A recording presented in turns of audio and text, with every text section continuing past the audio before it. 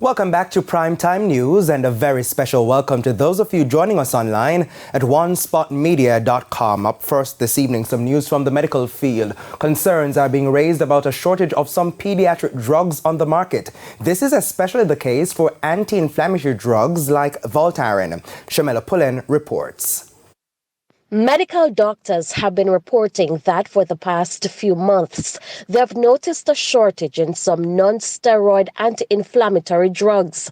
They say the shortage could especially impact on children. These are medications that we would use to treat post-traumatic pain, post-surgical pain, and issues such as sore throat.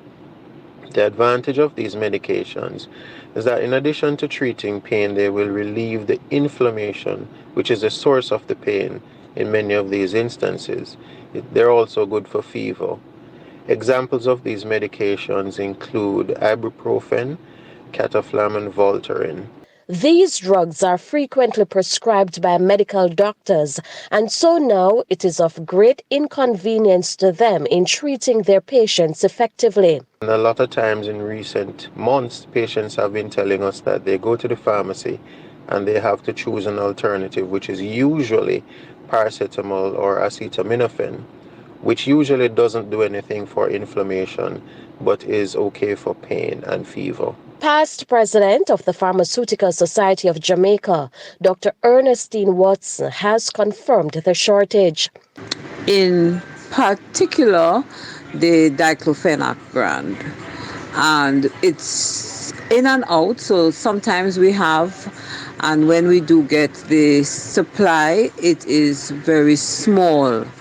However, there is another brand, the ibuprofen, which is readily available for use as an anti-inflammatory. So these medications that has to be used for children under the age of 6. We have the ibuprofen brand.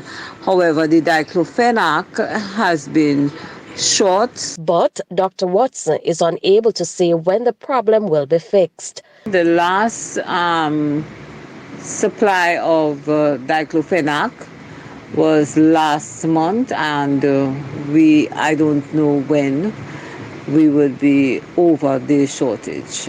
Shamela Pullen, TVJ News. To some other news now, at least.